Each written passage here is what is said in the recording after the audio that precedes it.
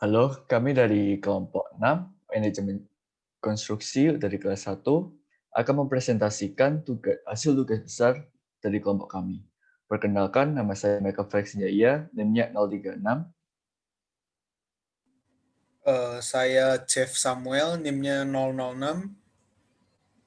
Saya Irsyad Bayhaki, NIM 016. Saya Malia Zikra, NIM 26. Oke, ayo kita mulai presentasinya. Next. Nah, kita mulai dengan pendahuluan. Yang pendahuluan ini kita akan membahas mengenai latar belakang dari tugas besar ini, maksud dan tujuan, metode kerja praktik, dan juga ruang lingkup. Next. Nah, latar belakang dari tugas besar ini. Konstruksi yang tidak memiliki manajemen yang baik tentunya tidak akan dapat berjalan sesuai dengan rencana. Dengan demikian, pembelajaran mengenai manajemen konstruksi merupakan hal yang penting. Pembelajaran ini tentunya tidak hanya terbatas pada di kelas saja. Namun yang terpenting, kita juga dapat belajar dari proyek-proyek yang telah berlangsung. Dan tentunya dengan membandingkannya dengan teori yang ada. Next. Maksud dan tujuan dari tugas besar ini. Yang pertama, memahami kegiatan pelaksanaan girder. Yang kedua, membandingkan antara penerapan pelaksanaan secara umum dengan yang dilakukan di proyek. Oke, selanjutnya. Selanjutnya adalah metode kerja praktik yang dilakukan untuk melaksanakan tugas besar ini, yakni dengan melakukan analisis terhadap rekaman kuliah lapangan, data sekunder, sumber internet, ataupun sumber-sumber lainnya. Hal ini dikarenakan adanya keterbatasan dari kami untuk datang ke lokasi secara langsung karena kondisi yang terjadi. Selanjutnya adalah ruang lingkup yang akan dibahas dalam tugas besar kelompok kami. Yang pertama itu adalah pemasangan girder pada proyek kereta cepat Jakarta-Bandung (KCIC). Kemudian yang kedua, topik yang dianalisis ini dibatasi untuk stokis material, yang mana membahas peta lokasi dan juga arus perpindahan dari segmen girder tersebut. Selanjutnya adalah dasar teori yang kemudian akan dilanjutkan oleh teman saya. Oke, di dasar teori kita bakal membahas manajemen perpindahan girder, rancangan girder dengan metode precast, dan rancangan girder dengan metode konvensional. Gitu. Next. Nah, manajemen perpindahan girder. Dalam proses proyek konstruksi, masalah yang paling berdampak adalah produktivitas proyek yang dipengaruhi oleh manajemen girder selama proses konstruksi. Nah, hal yang perlu diperhatikan dalam manajemen perpindahan girder yaitu satu, perencanaan. Nah, perencanaan ini adalah proses merancang dan mengatur kebutuhan dari proyek untuk menentukan target tingkat persediaan dan frekuensi pengiriman dari girder tersebut. Jika perencanaan dilakukan dengan baik, maka bisa mengurangi resiko-resiko seperti tidak tersedianya stok girder dan juga belum dikirimnya segmen girder di lokasi proyek yang bisa menghambat kegiatan proyek tersebut. Yang kedua ada logistik. Logistik fokusnya kepada komunikasi antar pihak yang bersangkutan selama proses konstruksi. Logistik seperti pemilihan lokasi produksi dan pemilihan rute perpindahan segmen yang bisa mempengaruhi biaya dan waktu selama pekerjaan konstruksi agar lebih efektif dan ekonomis. Yang ketiga adalah penanganan atau handling. Dalam perpindahan girder, kita harus memastikan bahwa girder yang dipindahkan tidak terjadi kerusakan ataupun tidak mencemari lingkungan, sehingga perlu dilakukan penanganan yang baik untuk mengurangi presentasi kerusakan segmen dari girder tersebut. Yang keempat ada stok kontrol. Pengiriman segmen pada suatu konstruksi membutuhkan manajemen stok kontrol yang baik, yang fungsinya untuk memastikan kalau material atau segmen girder tersebut tersedia waktu dibutuhkan. Oleh karena itu, di lokasi proyek sendiri dibutuhkan tempat untuk menyetok dari girder tersebut biar tidak ada resiko-resiko seperti kehabisan stok yang bisa mengganggu produktivitas proyek tersebut. Lanjut. Setelah itu perancangan girder dengan metode precast. Nah, girder precast merupakan teknologi konstruksi beton dengan komponen-komponen penyusunnya dicetak terlebih dahulu di lokasi yang ada di luar daerah lokasi proyek yang bisa kita sebut casting yard. Nah, secara umum flow perpindahan segmen pada girder precast adalah sebagai berikut. Yang pertama itu girder diproduksi per segmen di suatu casting yard pabrik. Nah, setelah itu girder yang setelah diproduksi, kalau girdernya sudah bisa menopang beratnya sendiri, bekistingnya bisa dilepas. Lalu girder dipindahkan ke stockyard stockyard ini letaknya tetap masih di casting yard. Nah, di stockyard setelah diletakkan di stockyard, dipindahkan stockyard, maka akan dilakukan pretensioning, curing dan uji kelayakan di pabrik tersebut. Setelah itu, girder yang sudah diuji kelayakannya bisa dimobilisasi ke lokasi proyek. Dan setelah sampai di lokasi proyek, bisa langsung diinstal, dilakukan pemasangan girder. Lanjut. Selanjutnya adalah perancangan girder dengan metode konvensional atau in situ. Jadi perancangan girder dengan metode konvensional ini seperti perancangan beton pada umumnya, yaitu dengan menggunakan bekisting sebagai cetakannya. Nah, di sini beton girdernya langsung dirancang di lokasi proyek, beda dengan precast yang tempat perancangannya bukan di lokasi proyek, sehingga tidak perlu ada perpindahan yang lebih di perancangan metode konvensional. Lanjut.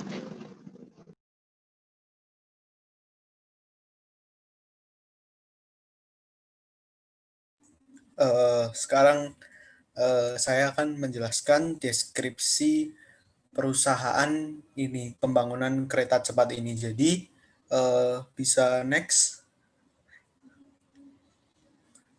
Jadi informasi dasarnya ini ada beberapa informasi seperti nama perusahaannya, PT KCIC atau PT Kereta Cepat Indonesia Cina. Nah, didirikannya pada tanggal 16 Oktober tahun 2015 dan ini ada website resmi dari KCIC dan juga alamat kantor administrasinya.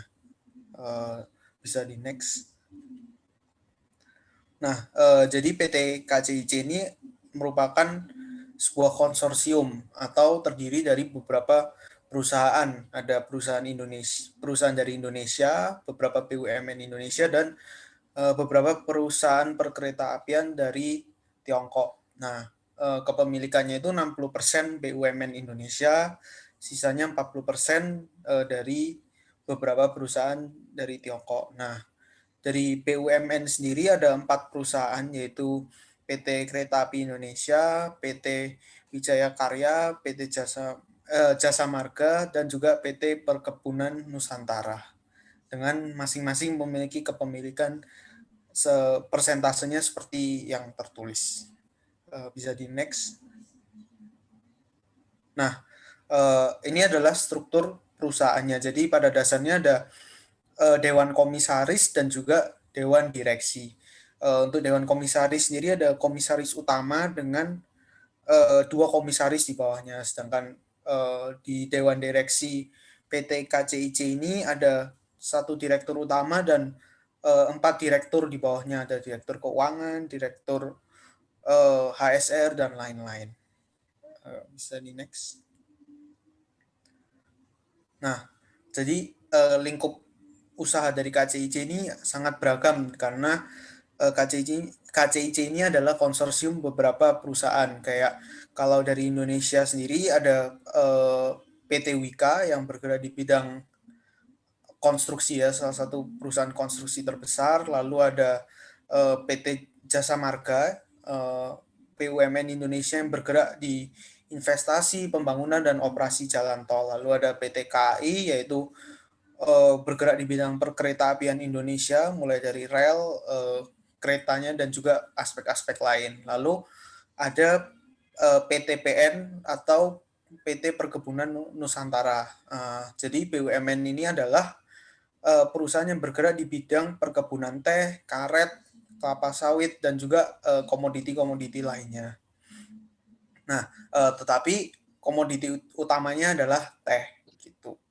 Nah, sedangkan dari Tiongkok sendiri ada 5 perusahaan yang ikut dalam pembangunan kereta cepat ini. Jadi ada CRIC ini bergerak di usaha real estate. Jadi mereka menyediakan informasi dan konsultasi real estate. Lalu ada CREC yang bergerak di bidang konstruksi infrastruktur di Cina dan turut terlibat juga dalam pembangunan kereta cepat ini. Lalu ada Sino Hydro yang bergerak di bidang konstruksi dan rekayasa yang berhubungan dengan bangunan perairan seperti electrical plant dari tenaga air, power plant, dan juga banyak lagi. Lalu ada CRRC dan juga CRSC, juga perusahaan yang bergerak di bidang perkeretaapian dan manufaktur.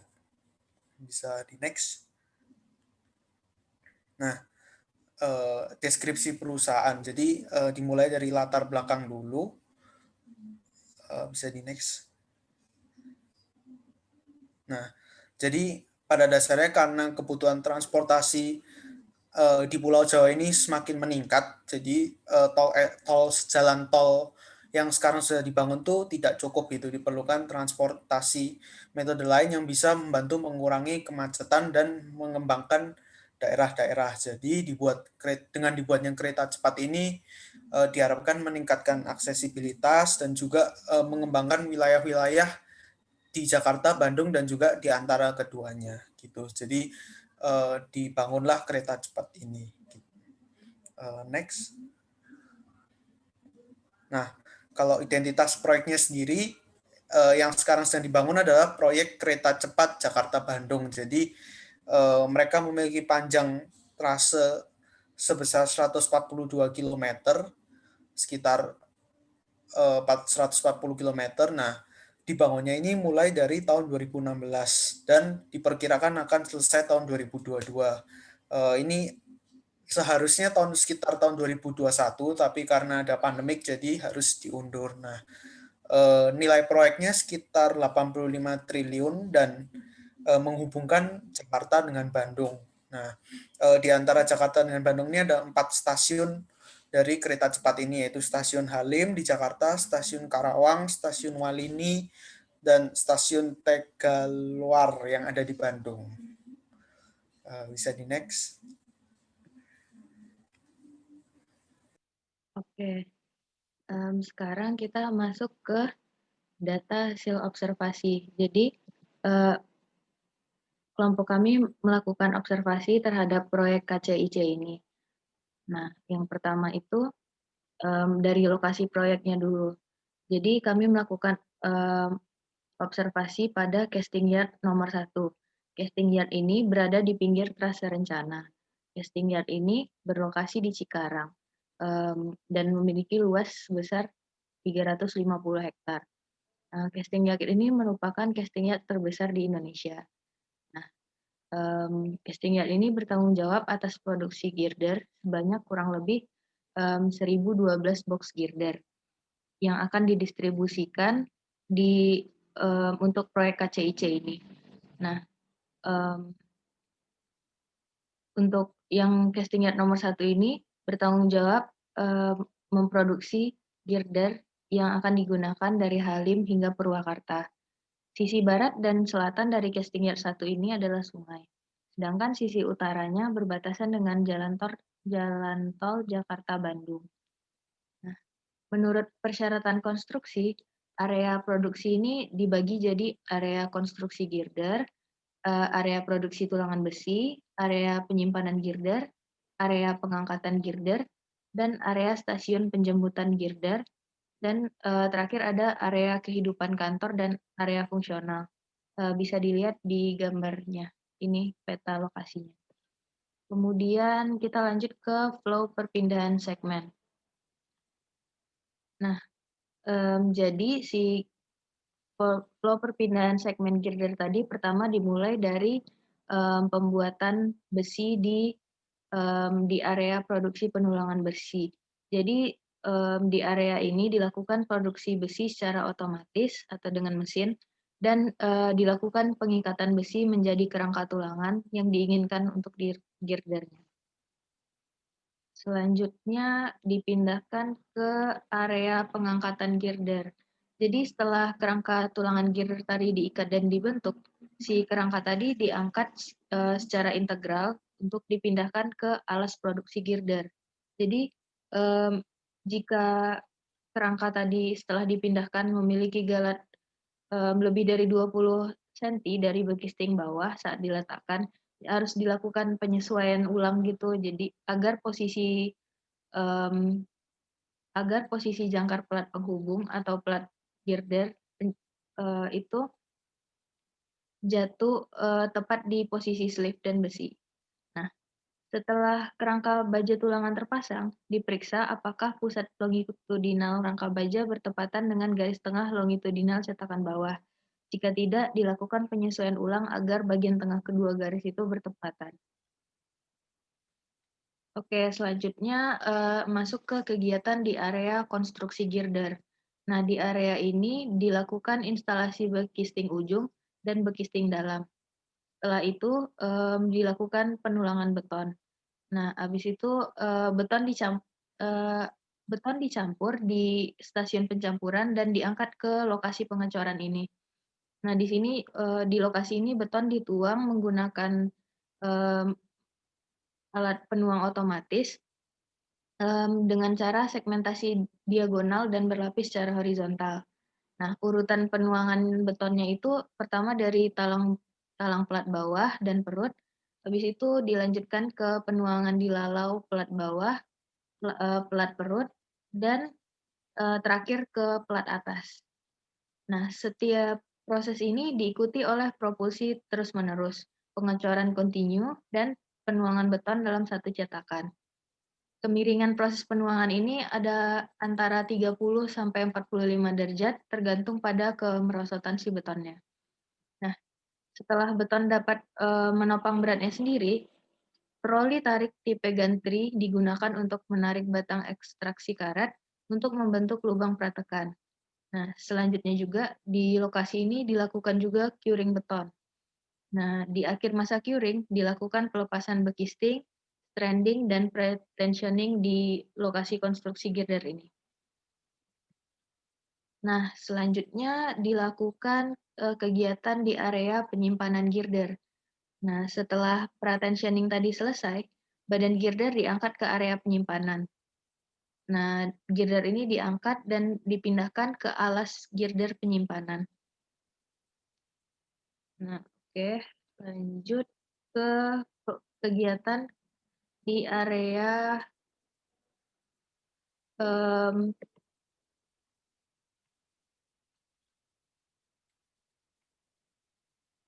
penyimpanan girder.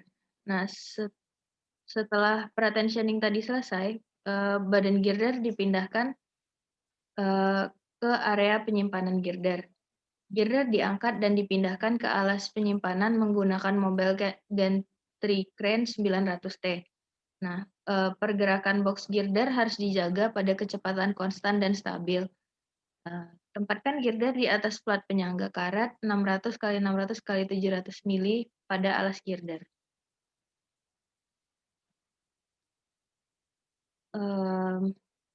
Selanjutnya dilakukan pemindahan girder ke lokasi konstruksi menggunakan bidang balok.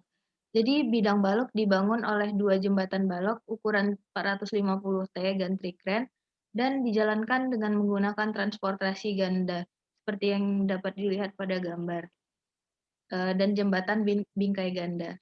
Nah, total ini dilengkapi dengan dua gantry crane 450T setinggi 42,5 meter dan dua truk pengantar 900T serta 2 mesin jembatan 900T.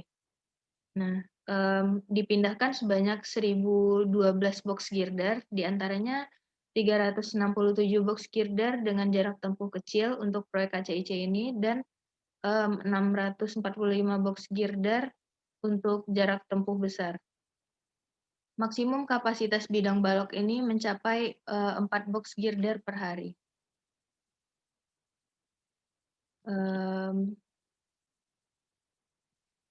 Oke, bisa dilanjutkan.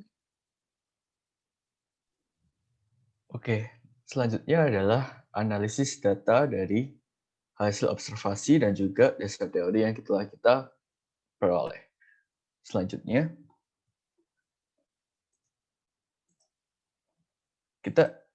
dari data-data tersebut, kita bisa membandingkan antara teori dan juga proyek KCIC Jakarta Bandung. Yang pertama, kita bisa lihat dari proses pembuatan girdernya. Kalau secara teori, kita bisa melakukan dengan cara precast atau in situ. Nah, di proyek KCIC sendiri, itu mereka melakukan precast. Nah, di mana tempat melakukan precast-nya, secara teori itu ada secara offsite, onsite, dan juga bisa dengan melakukan pendirian casting yard. Dan inilah yang dilakukan oleh proyek KCIC Jakarta Bandung, yaitu dengan mendirikan casting yard di dekat tempat konstruksi. Kemudian, komponen casting yard yang terdapat dalam teori itu ada area pembuatan, penyimpanan, penulangan, batching plant, fasilitas curing, geometric control station, dan segment storage handling facilities. Nah, di proyek KCIC sini nama-namanya mungkin sedikit berbeda dari yang secara teori yang kita peroleh. Tetapi secara keseluruhan telah mencakup apa yang dapat pada teori, yakni area produksi tulangan besi, pengangkatan, konstruksi girder, dan juga penyimpanan girder. Selanjutnya adalah dari segi flow segment girder sendiri. Secara teori, girder diproduksi di suatu casting yard. Kemudian girder dipindahkan ke stock yard untuk selanjutnya dilakukan pretension, curing, dan uji kelayakan. Girder selanjutnya dilakukan mobilisasi ke lokasi proyek dengan truk besar dan diangkat dengan crane.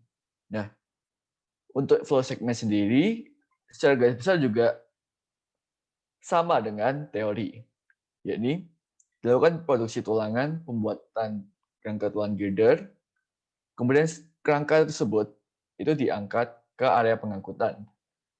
Selanjutnya, dilakukan pengecoran pretension setelah curing di area konstruksi girder. Selanjutnya, hingga tahap selanjutnya merupakan penyimpanan girder di area penyimpanan dan juga memindahkan girder ke daerah lokasi untuk dilakukan instalasi. Di sini sebenarnya ada perbedaan yang dilakukan pada saat area penyimpanan, di mana tes dan pemastian kualitas dilakukan pada area penyimpanan untuk di teori, sedangkan pada proyek KCIC sendiri, area penyimpanan hanya dilakukan untuk penyimpanan. Nah, selanjutnya adalah bagian dari kesimpulan yang dapat kita peroleh dari tugas besar ini. Next. Kesimpulannya adalah, dalam proyek KCIC Jakarta Bandung ini, terdapat berbagai kesesuaian antara teori dan juga proyek KCIC ini. Meski demikian, juga terdapat beberapa perbedaan yang terjadi. Hal ini bisa terjadi karena adanya pertimbangan-pertimbangan yang mungkin tidak seideal dengan teori yang ada. Kemudian, ada beberapa saran yang bisa kami ajukan untuk pelaksanaan tugas besar selanjutnya. Yang pertama, data yang ada itu terbatas, sehingga untuk pelaksanaan berikutnya sebaiknya para peserta mencari informasi sebanyak-banyaknya ketika datang pada lokasi proyek. Kemudian yang kedua, pahami dan kerjakan dengan baik tugas besar ini. Dan yang ketiga, lakukan revisi pada setiap progresnya sehingga tidak menumpuk pada progres-progres selanjutnya. Demikian presentasi dari kelompok 6. Sekian dan terima kasih. Terima kasih.